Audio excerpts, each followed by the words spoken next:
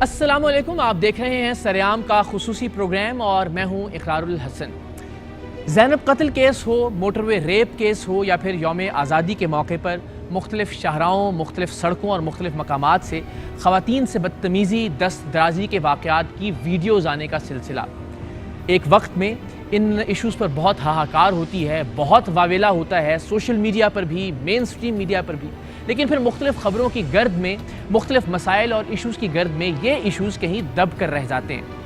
آج کے اس پروگرام میں ہم کوشش کریں گے کہ مختلف شعبہ ہے زندگی سے تعلق رکھنے والی خواتین سے بات کر کے ہم کسی نتیجے پر پہنچ سکیں، ہم جان سکیں کہ اس طرح کے واقعات کے محرکات کیا ہوتے ہیں اور اس طرح کے واقعات کا سد باب کس طرح سے ممکن ہے۔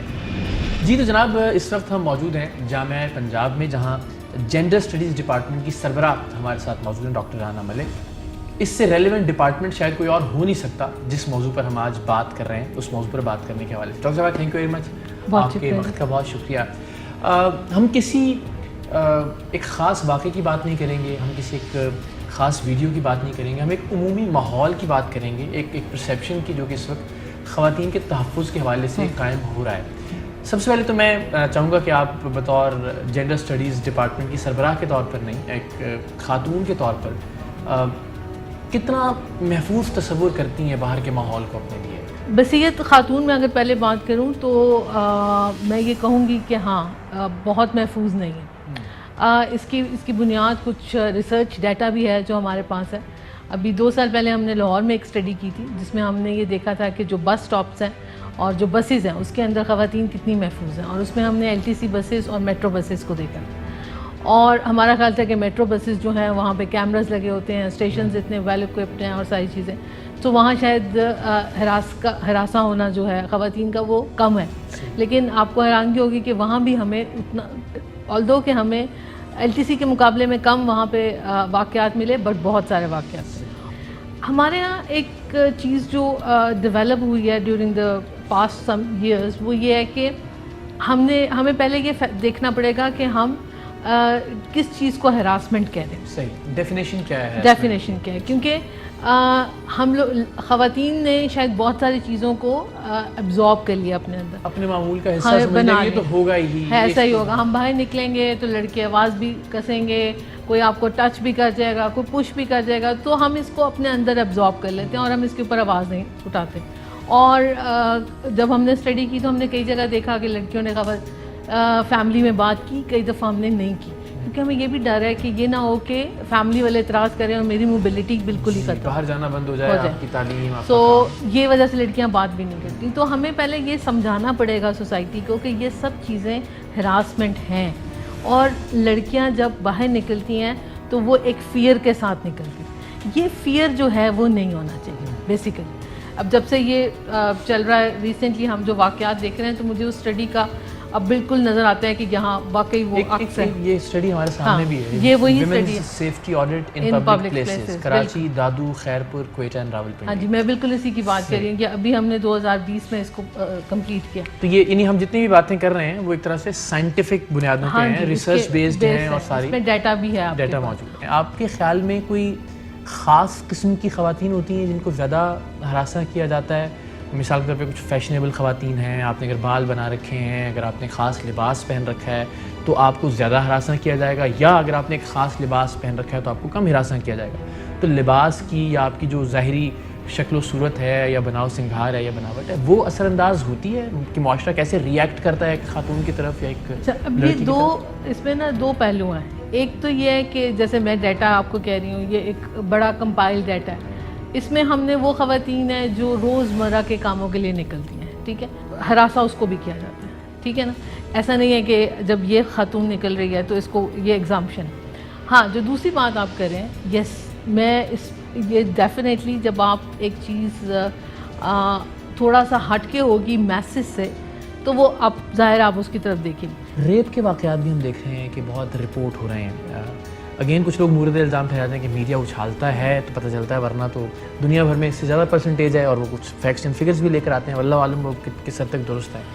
آپ کچھ ہمیں بتا سکیں گی کہ جو ریپ کیسز ہیں کیا واقعی دنیا سے کم ہیں یا رپورٹ کم ہوتے ہیں ہمارے ہاں، اینڈ اگین ان کا سولوشن کیا ہے؟ ہم دیکھیں، میں یہ مانتی ہوں کہ اگین میرے پاس اس پہ ریسرچ ڈیٹا ہے کہ ہمارے یہاں رپورٹ نہیں ہوتے، ٹھیک ہے، اور یہ کافی حد تک ہے. اس کا حل جو ہے وہ اگین سینسٹائزیشن ہی ہے، جینڈر سینسٹائزیشن ہی ہے. کیونکہ پھر میں بات کروں گی تو انسٹیٹیوشنس کی بات ہوگی، تو پولیس ہمارا ایک ایسا انسٹیٹیوشن ہے جس میں عورتوں کیا مردوں کو بھی ٹرسٹ نہیں ہے. تو آپ کیسے یہ سوچتے ہیں کہ ایک عورت اپنا کمپلینٹ لے کے جائے گی پولیس اسٹیشن، اور پھر وہ یہ بھی سوچے گی کہ وہ سارا پروسیس بہت فیئر ہوگا، اگر میڈیکل لیگل وہ سب چیزیں. تو ہمیں مطلب ابھی شاید تھوڑا مشکل لگے، لیکن ہمیں وہ ٹرسٹ بلڈ کرنے کی ضرورت ہے. Thank you so much doctor صاحب، بہت تھینک یو شکریہ. جی، بہت شکریہ.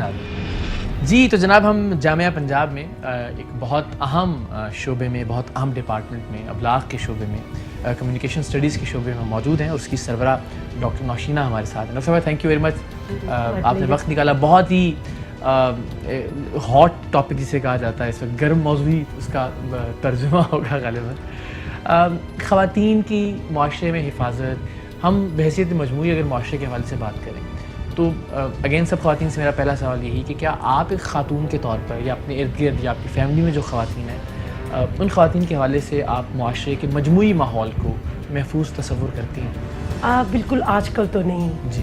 پہلے بالکل تھا. ہم اسکولز بھی جاتے تھے، کالج بھی جاتے رہے ہیں، یونیورسٹیز بھی، انٹرنیشنل بھی ٹرپس کی ہیں، انڈیپینڈنٹ بھی کی ہیں، فیملی کے ساتھ بھی کی ہیں، ہر جگہ پہ گئے، کبھی اس طرح کا خوف نہیں تھا.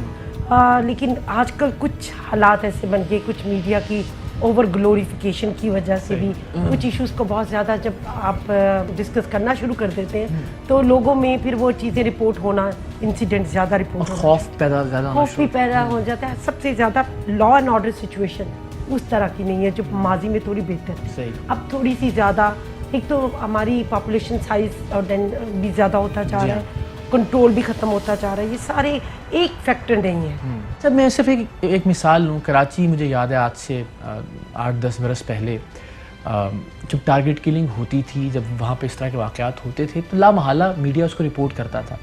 اب الحمدللہ کراچی امن کی جانب واپس آ گیا ہے، ایسے واقعات نہیں ہوتے، سو رپورٹ بھی نہیں ہوتے، اور ظاہر کراچی کا ایک وہ جو فیئر فیکٹر تھا جو کراچی سے جڑ گیا تھا وہ واپس آ گیا. آپ کو کیا لگتا ہے کہ سد باب کیسے ممکن ہے کہ واقعات سرے سے ہوں ہی نہ، پھر رپورٹ کرنے کی بات یہ باری تو آگے ہے. آپ نے جیسے قرار صاحب خود ہی اس کا جواب دے دیا کہ کراچی میں واقعات ہوتے تو رپورٹ ہوتے جی. تو آج کی خاتون کو یا کوئی بھی بچہ ہو، مرد ہو، ایون بھی، میں اب آپ کو کیا بتاؤں، صرف خواتین کے ساتھ نہیں میں بات نہیں کر سکتی. میرے پاس ایسے کیسز بھی رپورٹ ہوئے ہیں کہ ہاسٹلس کے اندر پرائیویٹ اور کہیں بھی بوائز جو نئے بچے آتے ہیں ان کے ساتھ بھی فزیکل ابیوز اور سارے کیسز ہوئے ہیں. تو ہمارے معاشرے میں بچہ ہو، بچی ہو، مرد ہو، عورت ہو، کوئی بھی سیف نہیں. بات یہ ہے کہ جو ہماری آبادی کا تناسب بڑھتا جا رہا ہے، لا اینڈ آرڈر کنٹرول والا معاملہ ختم ہو رہا ہے. یہ آپ سمجھتے ہیں کہ جو کانٹینٹ ہے خاص طور پہ جو ہمارے میڈیا کے اوپر، اس کو کسی حد تک چاہے مکمل طور پہ، مجموعی طور پر یا جزوی طور پر ذمہ دار قرار دیا جا سکتا ہے جو حالیہ ہراسمنٹ کے واقعات ہو رہے ہیں، جو حالیہ ریپ کے واقعات ہو رہے ہیں؟ تو یہ میڈیا یا میڈیا پر دکھایا جانے والا کانٹینٹ، اس پر کوئی آپ سمجھتے ہیں کہ وہ بھی مورد الزام ہے؟ اگر پاکستانی میڈیا کی بات کریں، ٹوٹل میڈیا کی بات کریں، وہ کیا ویسٹرن میڈیا، کیا انڈین میڈیا ہے، کیا ویب سائٹ ہے، کیا سوشل میڈیا، تو پھر تو کہیں نہ کہیں اس کی پرسنٹیج بنتی ہے، اس کا افیکٹ بنتا ہے. لیکن اوور ہمیں ہر کنٹینٹ کو درست کرنے کی ضرورت ہے. ہم ایز اے ٹیچر جب کلاسز میں پڑھا رہے ہوتے ہیں تو ہم بتاتے ہیں کہ سوشل ایکٹیوسٹ کون سے لوگ ہیں اور کس طرح سے پازیٹیو رول اور پازیٹیو کنٹریبیوشن ہو رہی ہے. So you people are doing a great job. ہم ریئلی اپریشیٹ. تو آپ اللہ تعالیٰ ہم سب کا، پورے پاکستان کا، پورے عالم اسلام میں ہم سب کی حفاظت کرے. ہمیں اپنے گریبان میں جھانکنے کی ضرورت ہے. Thank you. Thank you. بہت بہت شکریہ. السلام علیکم.